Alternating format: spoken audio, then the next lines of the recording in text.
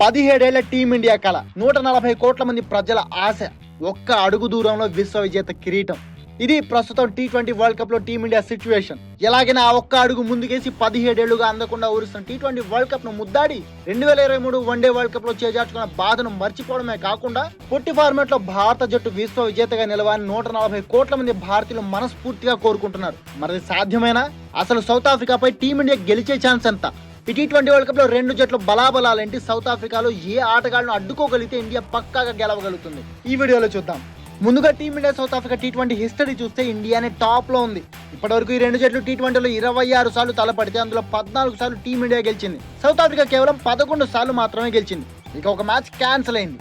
అదే T20 world cup లో head to head history చూసినా ఇండియా అదే పై చేయిగా ఉంది. T20 వరల్డ్ కప్ లో ఈ రెండు జట్లు 6 సార్లు తలపడితే అందులో 4 సార్లు భారత్ గెలిచింది. కేవలం 2 సార్లు మాత్రమే సౌత్ ఆఫ్రికా గెలిచింది. అంటే ఎటు చూసినా ఇండియానే టాప్ లో ఉందన్నమాట.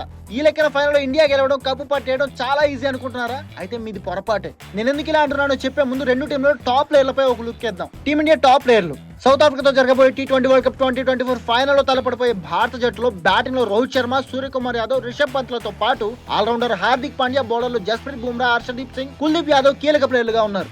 వీళ్ళలోనూ ముఖ్యంగా రోహిత్, బుమ్రాలు కనుక చెలరేగితే టీమిండియాదే గెలుపు. ఇక ఇప్పటి వరకు ఫామ్ లో లేక నానా అవస్థలు పడుతున్న కోహ్లీ కనుక ఫామ్ లోకి వచ్చి ఏ మాత్రం జూలు విదిలించిన టీమిండియా విజయాన్ని అడ్డుకోవడం సౌత్ ఆఫ్రికా తరం కాదు కదా, వాడి బాబుల తరం కూడా కాదు. ఇక అదే సౌత్ ఆఫ్రికా విషయానికి వస్తే బ్యాటింగ్ లో క్వింటన్ డీకాక్, మార్కరమ్, క్లాసెన్, మిల్లర్లతో పాటు allrounder Marco Jansen, Keshav Maharaj, Tabraiz Shamsi, రబాడాలు కీ ప్లేయర్లుగా ఉన్నారు.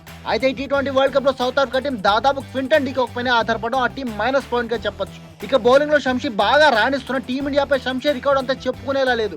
ఒకసారి south Africa versus India history చూస్తే అందులో షంషీ బౌలింగ్ అంటే చాలు, అదేంటో తెలియదు మనం బ్యాటర్లంతా బౌండరీలో మోత మోగించేస్తుంటారు. ఇది చాలాదన్నట్టు క్రికెట్ చరిత్రలో సౌత్ ఆఫ్రికా మొట్టమొదటిసారి ఫైనల్ చేరింది. దీంతో ఆ ప్రెషర్ కూడా సౌత్ ఆఫ్రికాపై బలంగా ఉండే అవకాశం ఉంటుంది. ఒకవేళ ఈ మ్యాచ్ లో కూడా అదే జరిగితే గెలుపు ఖచ్చితంగా ఇండియాదే. ఇక ఇప్పుడు అసలు విషయం, ఈ మ్యాచ్ లో గెలవడం ఇండియాకి ఎందుకంత ఈజీ కాదో చూద్దాం. ముఖ్యంగా సౌత్ ఆఫ్రికా మొట్టమొదటిసారి ఫైనల్ చేరింది కాబట్టి ఫైనల్ కూడా గెలిచి ఛాంపియన్ కావాలని బలంగా ప్రయత్నిస్తుంది. దానికి కూడా అసలే T20 మ్యాచ్ కావడం వల్ల టీమిండియా బౌలర్లపై మంచి రికార్డు ఉన్న డీకాక్, క్లాసెన్ లాంటి ప్లేయర్లు కనుక రెచ్చిపోతే ప్రోటీస్ జట్టు భారీ స్కోర్ చేసి టీమిండియాని ఇబ్బంది పెట్టొచ్చు. మరి ఈ పరిస్థితి నుంచి తప్పుకొని వరల్డ్ ఛాంపియన్ గా నిలవాలంటే మాత్రం టీమిండియా ఈ మ్యాచ్ లో చాలా సీరియస్ గా ఆడాల్సిందే ఏంటి, మన భారత జట్టు ఆడుతుంది, సౌత్ ఆఫ్రికాని ఓడిస్తుంది, కప్పు దక్కించుకుని విశ్వ విజేతగా నిలిచి last time T20 world cup ఆడుతున్న రోహిత్, కోహ్లీలకు మరుపురాని గిఫ్ట్ ఇస్తుంది. మరి మీరేమంటారు?